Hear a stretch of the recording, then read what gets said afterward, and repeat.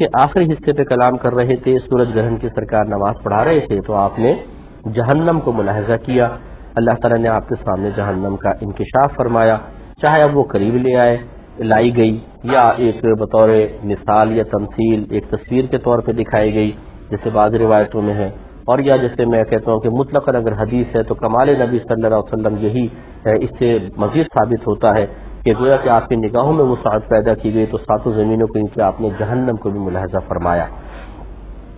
تو اس میں میرے آقا صلی اللہ علیہ وسلم فرماتے ہیں کہ میں نے اکثر عورتوں کو جہنم میں پایا،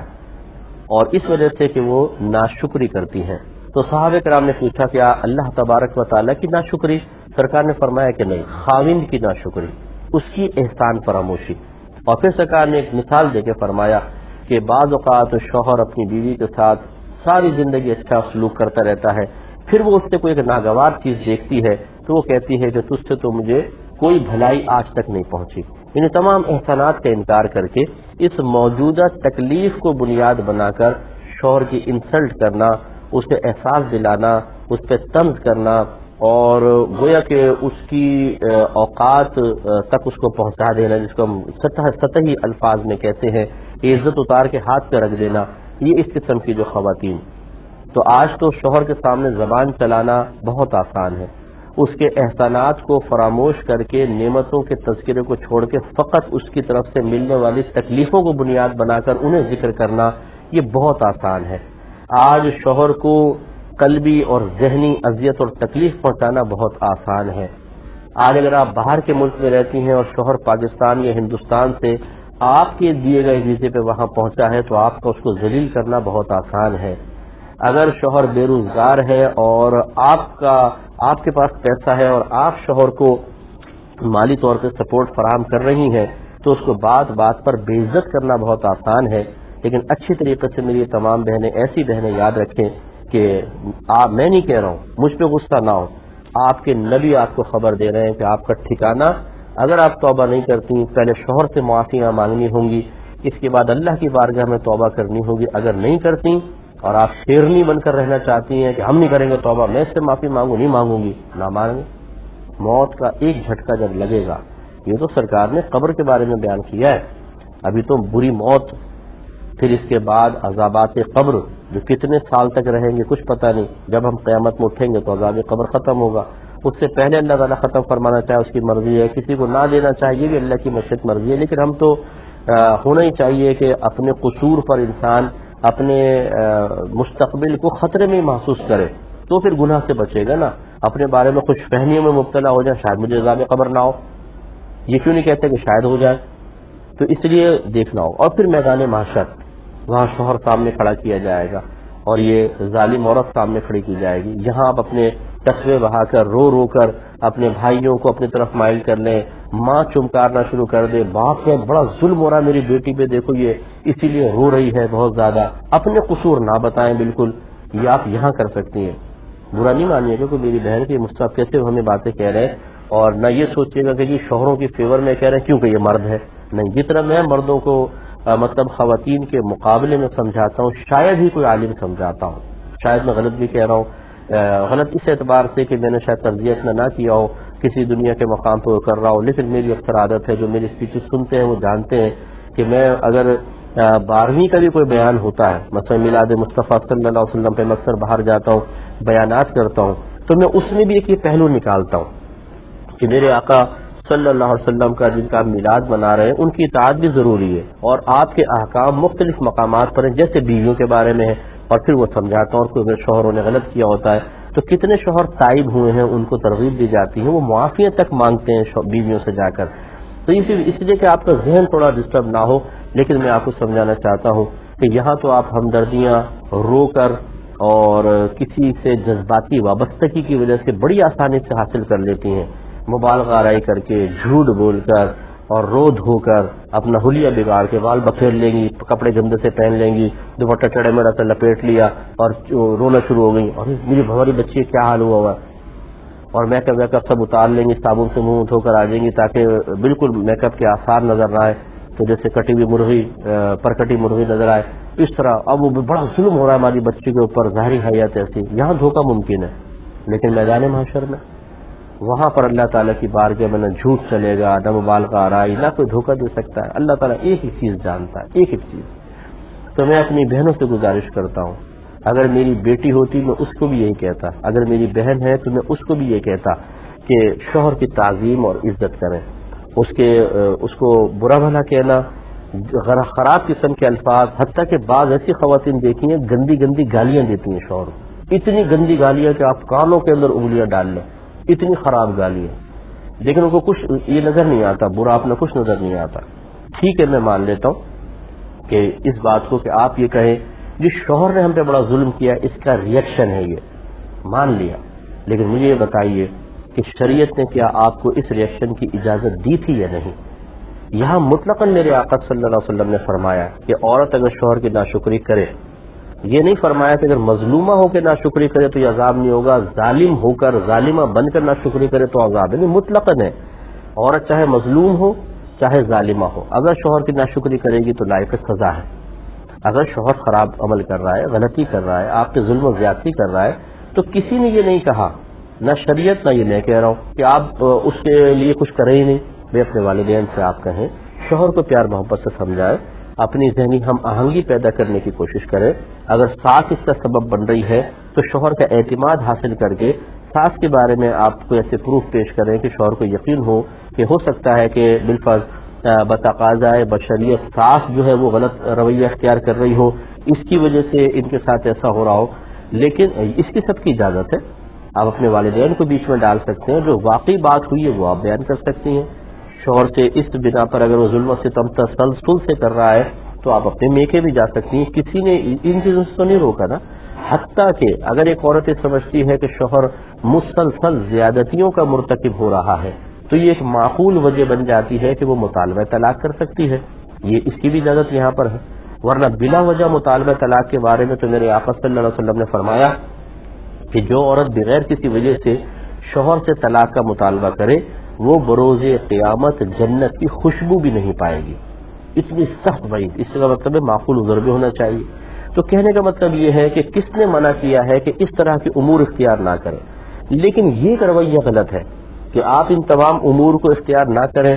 یا ناقص طور پہ کریں، یا بالکل نہ کریں، یا تمام کو اختیار کریں لیکن اس کے بعد یہ سمجھیں کہ اب ہمارے لیے بدتمیزی کرنا جائز ہو گیا، شوہر کی بے عزتی کرنا جائز، اس کو گالیاں بکنا جائز، اس کی غیبت جائز ہو گئی، اس نے جو اس سے پہلے لڑائی جھگڑے سے پہلے اتنے سارے احسانات کیے تھے ان تمام احسانات کو فراموش کر دینا ہمارے لیے جائز، یہ آپ کے لیے جائز نہیں ہے۔ میں ایک بھائی کی حیثیت سے آپ کی خدمت میں گزارش کر رہا ہوں کہ خدا را اس بات کو سمجھیے،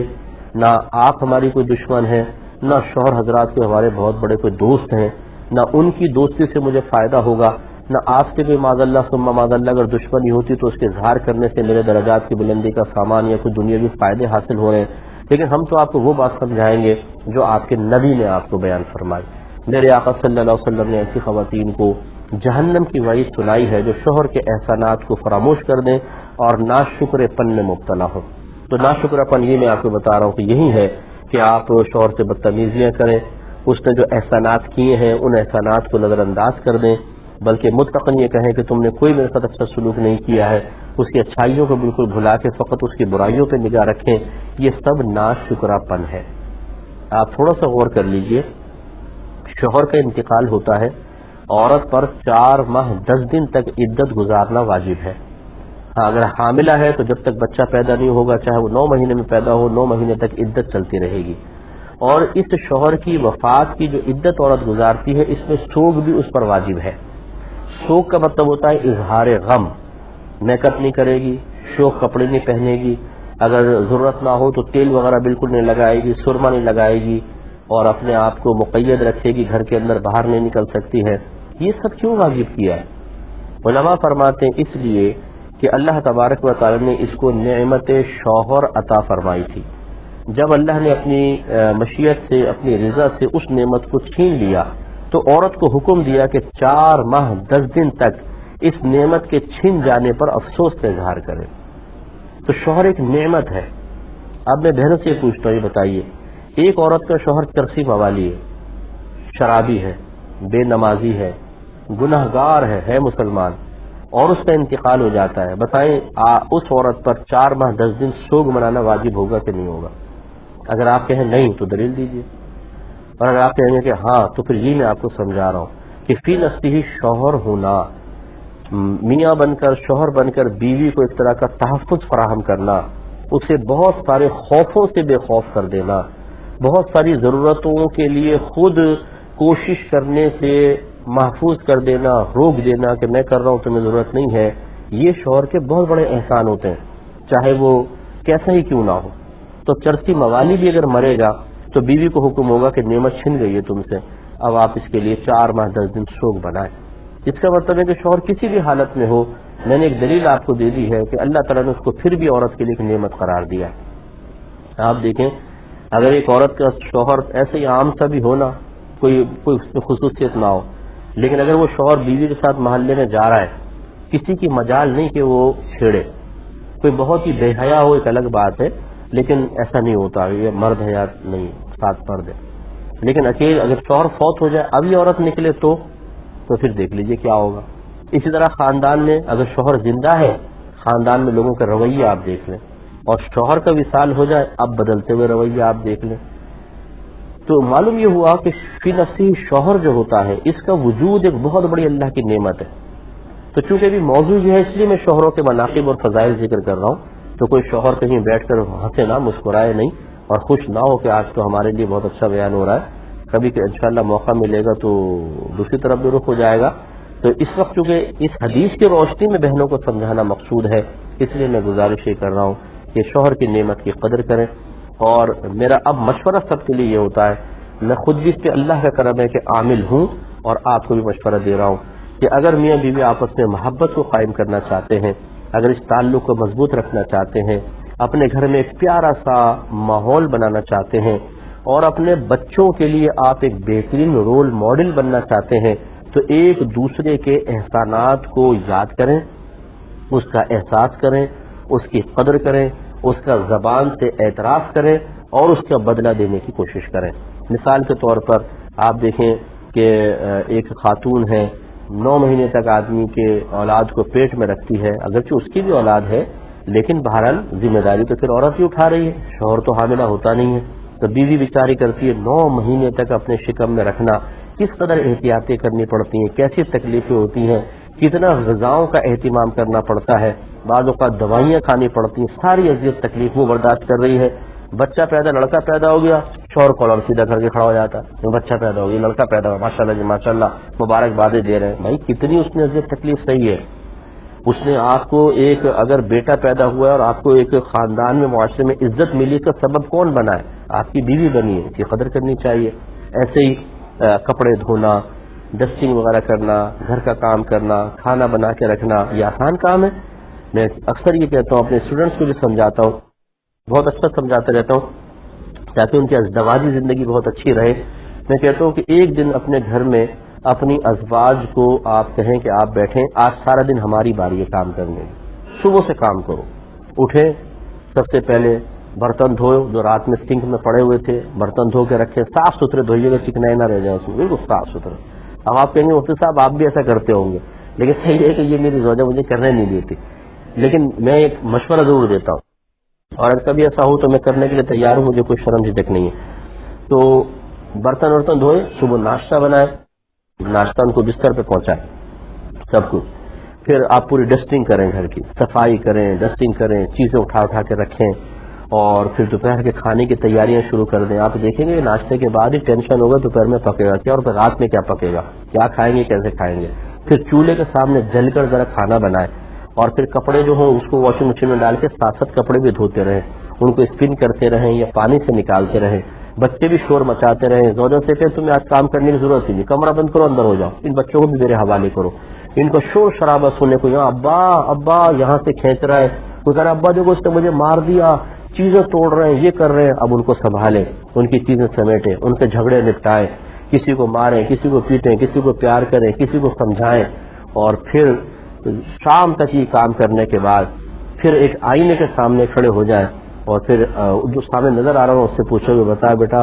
بیوی بہت بڑی نعمت ہے کہ نہیں ہے، تو جواب ملے گا بہت بڑی نعمت ہے، ٹول ہو جائیں گے بالکل آپ کام کر کے۔ اور یہ خواتین جو ہیں بیچاری، یہ ان کا ایک دن کا نہیں معاملہ، تسلسل سے یہ خدمت، اور میں تو اس چیز سے غور کرتا ہوں، اللہ کا نظام دیکھیں کہ آپ شادی کرتے ہیں، ایک کام کرنے والی عورت بلا معاوضہ کام کرنے کے لیے آپ کے پاس آ جاتی ہے. جو ہمارے ہاں معاملہ ہے، اگرچہ شریعت کے تقاضے کچھ اور بھی ہیں، لیکن میں اس کا ذکر نہیں کر رہا ہوں، سمجھا رہا ہوں. وہ عورت اپنے آپ کو آپ کے حوالے کرتی ہے، آپ مطلب اس سے کس قدر فوائد حاصل کرتے ہیں، وہ کیسا لگاتار آپ کے گھر کا کام کرتی ہے، لیکن کچھ مانگتی ہے، کچھ اس کا بدلہ چاہتی ہے نہیں. ہاں یہ ہے کہ وہ پیار چاہتی ہے، محبت چاہتی ہے، شوہر کی توجہ چاہتی ہے، وہ چاہتی ہے کہ اعتراف کیا جائے. تو خلاصہ کلام یہ ہے کہ شوہروں کو چاہیے کہ وہ یوں کہہ دینا فوراً کہ تم کیا کرتی رہتی ہو گھر میں، پڑی رہتی ہے بستر کے اوپر. اچھا تو پھر یوں کرو کہ عورت کو باہر بھیج دیں، وہ باہر کا کام کرے، آپ ذرا گھر کا سنبھال کر دیکھیں. میں یقین سے کہتا ہوں کہ 2 دن سنبھال کر دیکھیں، آپ کہیں گے بھائی باہر بہت اچھا ہے، آرام سے بیٹھے ہیں، دوستوں کے ساتھ باتیں کر رہے ہیں، پان کھا رہے ہیں، سگریٹ پی رہا ہے، کوئی چائے پی رہا ہے، یہاں جا رہے ہیں وہاں جا رہے ہیں، کوئی پردے کا معاملہ نہیں، کچھ نہیں ہے، بڑی پرسکون لائف ہے مردوں کی. ہم عورتوں کو تانے دیتے رہتے ہیں تم گھر میں کرتی کیا ہو، گھر میں پڑی رہتی ہو، کما کر دیکھو تو تمہیں پتہ چلے. تو بیوی بھی جواب میں کہنا نہیں چاہیے بہن کو، لیکن اگر یہ جواب دے دے کہ پھر تم گھر کا کام کرو تو تمہیں پتہ چل جائے، تو یوں شوہر کو بیوی کی ایک ایک چیز کی قدر کرنی چاہیے. اس طرح بیوی شوہر کی قدر کرے اور اس کو اپنے بچوں کے سامنے ظاہر کرے. مثال کے طور پہ آپ کی زوجہ نے اگر ایک دن بہت زیادہ کام کیا ہے، مہمان آ گئے، کھانا بنایا ہے، بہت ہی محنت کی ہے، تو بہترین طریقہ یہ ہے کہ آپ بچوں سے کہیں بیٹا امی کو شکریہ ادا کرو، دیکھو آج تمہیں کتنی چیزیں بنا کے کھلائیں، کتنی تمہاری والدہ نے محنت کی ہے. تو بچے شکریہ ادا کریں گے، بیوی کا دل بھی خوش ہوگا. اور بچوں کے ذہن میں بھی یہ چیز آئے گی کہ اگر گھر کی خواتین محنت کرتی ہیں، کام کرتی ہیں، تو ہمیں ان کا شکریہ ادا کرنا چاہیے. اب جب یہ بچہ بڑا ہو کے خود شوہر بنے گا تو کیا اپنے باپ کی سعادت کو اختیار نہیں کرے گا کہ اپنی بیوی کی قدر کرے گا؟ اسی طرح اگر ہم بیٹی کے سامنے یہ معاملات کر رہے ہیں، رکھ رہے ہیں، تو بیٹی بھی آبزرو کر رہی ہے اور بچیاں زیادہ مشاہدہ کرتی ہے. میں نے دیکھا لڑکے بونگے سے ہوتے ہیں، لڑکیاں ایک چیز نوٹ کر رہی ہوتی ہیں. تو اب وہ بچی جب خود اس کا وہ جائے گی، شادی ہوگی، وہ اپنے شوہر کا کیا اسی طرح خیال نہیں کرے گی؟ اگر زوجہ بھی یہ کہے کہ بھئی اپنے والد صاحب کا شکریہ ادا کرو، دیکھو تمہارے لیے نعمت لے کر آئے ہیں فلاں چیز، یا آپ باہر گھمانے لے گئے تو واپسی پہ زوجہ نے کہا تمام بچوں سے بیٹا شکریہ ادا کرو، دیکھو اپنا وقت نکالا ہے، ہمیں لے کر گئے ہیں، چیزیں کھلائی ہیں، کھلا جگہ یہ وہ، تو شکریہ ادا کرو والد صاحب کا. بچے شکریہ ادا کر رہے ہیں. تو پھر وہ بچی جو ہے جب یہ منظر دیکھ رہی ہوگی، وہ بھی اپنے پھر شوہر کا اسی طریقے سے شکریہ ادا کرے گی، اس کا احسان مانے گی. اس سے محبت پیدا ہوتی ہے. ہمارے ہاں نفرت اسی وجہ سے پیدا ہوتی ہے کہ ہم ایک دوسرے کے کاموں کو نظر انداز کر رہے ہوتے ہیں، بلکہ اس کا انکار کر رہے ہوتے ہیں. ہم یہ کہتے ہیں مجھے مانو، میں تمہیں نہیں مانوں گا، میری تعریف کرو، میں تمہاری تعریف نہیں کروں گا، کام میں کر رہا ہوں اس کا اعتراض کرو، تم کیا کر رہے ہو، کچھ بھی نہیں کر رہے ہو. اب جب سامنے والے کے آپ تمام طرح احسانات، اس کی محنتیں، اس کی محبت، اس کے خلوص، اس کے جذبات کا خون کر دیتے ہیں، کیسے محبت بڑھے گی؟ اس لیے ضروری ہے کہ رویے پہ ذرا تھوڑی سی نظر فرمائے اور اس کو تبدیل کریں. اللہ تعالیٰ عمل کی توفیق عطا فرمائے. وآخر دعوانا ان الحمد للہ رب العالمین.